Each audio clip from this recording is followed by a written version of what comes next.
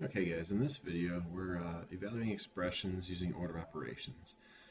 This would probably be the first video that you watch if you have to watch any videos for this class. The order operations, most everybody has heard of it before. It's PEMDAS. So you have to do parentheses, exponents, multiplication, division, addition, and then subtraction in that order. So parentheses, exponents like 3 to the fifth, multiplication like 2 times 5, division, addition, and subtraction. Try to follow that order as best you can. So when you look at a problem, look, are there any parentheses? So in this problem, there's no parentheses.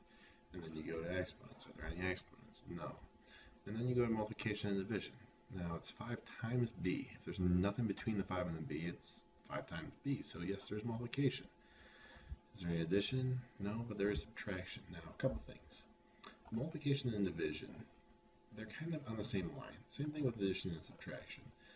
You basically, if you've got 2 times 3 divided by 4, the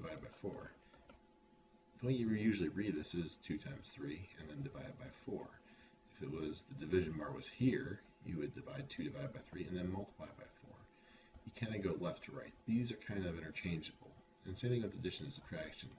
3 plus 4 minus 5 is 7 minus 5, or 3 minus, so 7 minus 5 is 2.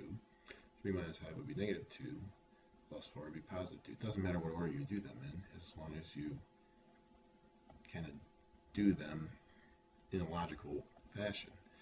So, anyway, let's try this problem. So we want to evaluate an algebraic expression. Now, an expression is different from an equation. An equation has an equal sign in there. If this was equal to 5, then you would be either solving an equation or doing something with an equation. But right now we're just evaluating an algebraic expression. A is 2, B is 3, and C is 4. And then we want to leave our answers in simplest form. There should be a T in there, huh? If necessary, leave your answers a fraction. Okay, we'll talk about that when we get to it. So, in this problem, it's 5, and it's multiplication times b, so the way we write this is 5, and then anytime you're plugging something in, put some parentheses around it. 5 times 3 minus, and then a is 2. So, I know we put some parentheses in there, but inside the parentheses there's nothing to do, so you kind of ignore them, and it's basically 5 times a 3.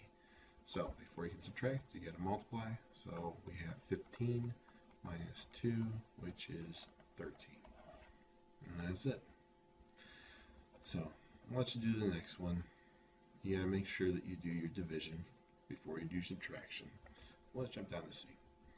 So, first thing you want to do when one of these algebraic expressions is you plug in all your letters. So, we're going to leave some parentheses here, 2, and then we got another parentheses for the A.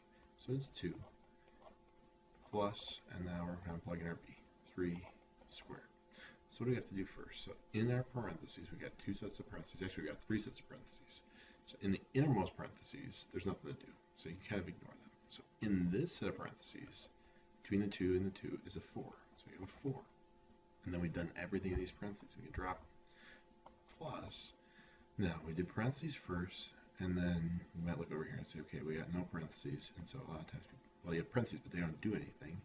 And then it's 3 squared. You can't do the 3 squared first or at the same time because addition is the last thing that's going to happen. I think of this as 2 separate terms. I can do the term on the left first and the term on the right at the same time and then add them together.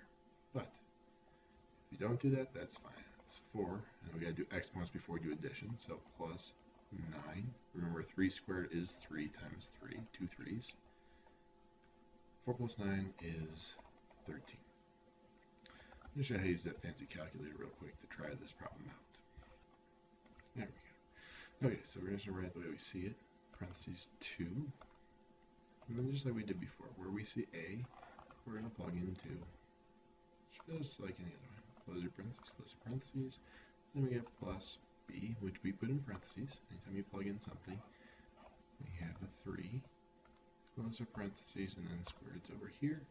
And if we hit enter, we should get the exact same thing.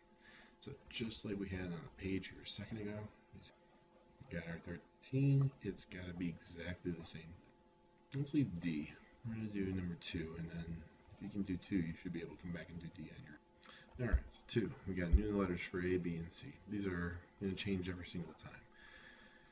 So, we've got parentheses, we got exponents, so we do the parentheses first. But, while we're going, we're going to plug in our numbers. So A is 7, we're going to square it, minus, and then in parentheses, we got B cubed. So B is 2, raised to the third, minus 4 times C, which is 3. So for every letter, I put an extra set of parentheses around it and plugged in the number. Now, any parentheses I got on the left, I got to match it up with on the right. Now, sometimes you'll see these written like this, where they change them into brackets, just so you can tell that this parentheses goes to this parentheses, so this bracket goes to this bracket. If you write it this way, it doesn't change anything. It just makes them easier to tell what goes with what. Alright, so we got two terms. We got the term on the left here, we got the term on the right. Subtraction separates them. Remember, addition and subtraction are the lowest level, so you can do what's on the left, and you can do what's on the right completely separate. So on the left, we've got 7 squared, which is 49, minus, and then on the right, we've got a big set of parentheses. So inside the parentheses, what we got? We've got exponents, and we got multiplication. But we also have subtraction. Inside the parentheses, I see two terms. I can do them completely separate. Now, 2 cubed is 2 times 2 times 2. It's 3 2's, so that's 8, minus 4 times 3 is 12. So I know it seems like we got a lot going on here, but because of these subtraction symbols, I can kind of treat these as 3 separate parts. Alright, now we got 49 minus, okay, well what's 8 minus 12? If I have 8 and I lose 12, I'm down 4, alright? Now anytime you have a minus and negative, if there's two negatives next to each other, they cancel out and make a positive. Like, don't not do math correct. If that made sense or not. It's basically 49 plus 4, which is 53. Show that on the calculator as well. And I'm going to show you how to do the storing button on the calculator for this one. And then you can try that on number 3 as well if you'd like. So in our fancy calculators, we got 3 letters. We got A, B, and C. And so we're going to store these numbers in. So you hit 7. You hit the store button, which is right above on. I'm going to store that in for A. Now if you look, there's green letters all down here. So alpha A is right here, and you're going to hit enter, and until you tell the calculator otherwise, A is now 7. Then we're going to store in 2 for B, 2, and then the store button, and then alpha B, and then we hit enter, and then we're going to store 3, gets stored in for alpha C. Okay, so the calculator now knows that A is 7, B is 2, and C is 3. So now watch what happens. We're going to hit alpha A squared minus, and just like we see on the calculator, alpha B, and then if you want to raise it to a power, use this little button here, to the third. Now, in the newer calculators, you're going to get it looking like this, where it raises up. In the older calculators, you're going to see this little caret button. Now, if you're here, you notice that the cursor's up here, and if you put a 5, it's going to stay up top. So what we want to do is we want to arrow out, just arrow to the right, and it'll get out of the exponent. You'll see it lost up there. Minus 4 alpha C, close your parentheses just like it is on the screen, and then just take 1 second. If these look exactly alike, you will get the right answer. So we got 53. Does that match with what we had a second ago? Yes, it definitely does. Still 53. Now, order of operations stuff, it does help to show all your work on these. This is a background, and if a calculator runs out of batteries or something happens, you definitely need to know how to do this by hand. And these skills are in the background while we're doing. You won't always just be able to plug in numbers, so you have to know how to do this by hand. But you could check it on the calculator, or in a pinch you could do it on the calculator. It really depends on what the question's asking. If the question is, evaluate this, I kind of want to see it done by hand. Now, it doesn't mean you can't check it on your calculator, but if that's what I'm trying to, get at, I need to see the work. But it doesn't hurt to have the calculator kind of help you out.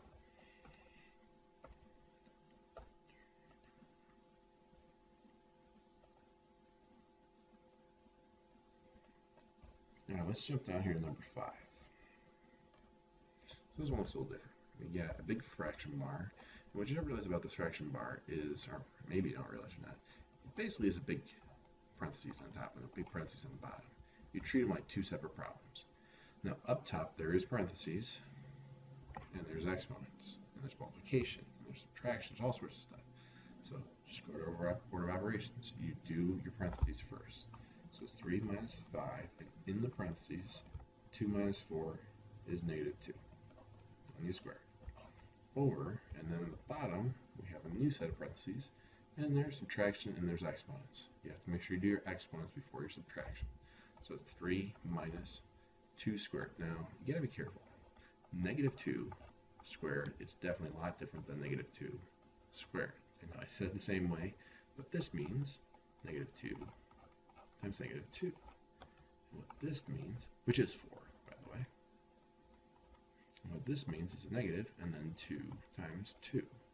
See how the negative is not being squared, whereas here, the negative is being squared. There's two negatives. Two negatives make a positive. Down here, this makes a negative 4. So think of this as a subtraction symbol, not so much a negative symbol. So it's 3 minus 2 squared, which is 3 minus 4. Whereas up here, it's negative 2 squared. So on the top, we get 3 minus 5. Negative 2 squared, well, we just showed is 4. So it's 5 times 4. Over 3 minus 4 is negative 1. Okay, now up top, we still have subtraction, we still have multiplication. So we have to do our multiplication before subtraction. So 3 minus 20 over negative 1. 3 minus 20 is negative 17 over negative 1. 2 negatives make it positive, so positive 17. Now, on a fancy calculator, I'll show you how to make the big fraction bar. So, if you got an older calculator, you can write this, but you need to put parentheses around top and bottom. But on the newer calculator, you get alpha window. Nope, sorry, not alpha window, alpha trace. And the first one, numerator denominator, hit enter, and then you make a big fraction. And then you can just write it the way you see it. 3 minus 5, parentheses, 2 minus 4, parentheses, squared. And then you just arrow down to the bottom, 3 minus 2 squared. And if you do it right, you get 17. Alright, last one. Now, we're going to come back to this later on. This is actually a piece of what's called the quadratic formula. It's a little bit tricky looking, but same idea. We got a negative b. So anytime you got a negative, I'm just going to toss a negative out, and then whatever your number is. 2 plus square root of b squared. So 2 squared minus 4. A is 1, and c is negative 8. All over 2 times a, which is 1. Okay, now inside your square root, what you don't really notice is there's an extra set of parentheses, so you have to do all of that first. Now, there's plus here, so these are two separate things, so I can just write it as negative 2 plus the square root of. Now between these two chunks there's subtraction, so I can do my exponent here before I worry about all this multiplication. So 2 squared is 4 minus 4 times, well, 4 times 1 times negative 8. Now, all this has to be multiplied together. So let's see, what am I going to get? And there's two negatives, so that makes a plus. 4 times 1 is 4, times 8 is 32. All over 2. 2 times 1 is 2. Alright, so what do we get? Negative 2 plus the square root of 36 over 2. Square root of 36 is 6, because 6 times 6 is 36. So negative 2 plus 6 over 2. And remember, this big fraction bar, just like the last one I did, is like two big parentheses. And so we get negative 2 plus 6 is 4 divided by 2 is 2. And that's it. Now, if you want to do the store button, store A for negative 1, not negative 1, store B for 2, and C for 8, negative 8. Now, this is tricky to write in the calculator, especially if you don't have a newer calculator. If you use that alpha window thing that I showed you, or alpha, what is it? Alpha window. Okay, but you can go back up and watch it if you want to again. If you do that on the newer calculator, you can make it look really, really nice, but you still have to know how to do it by hand.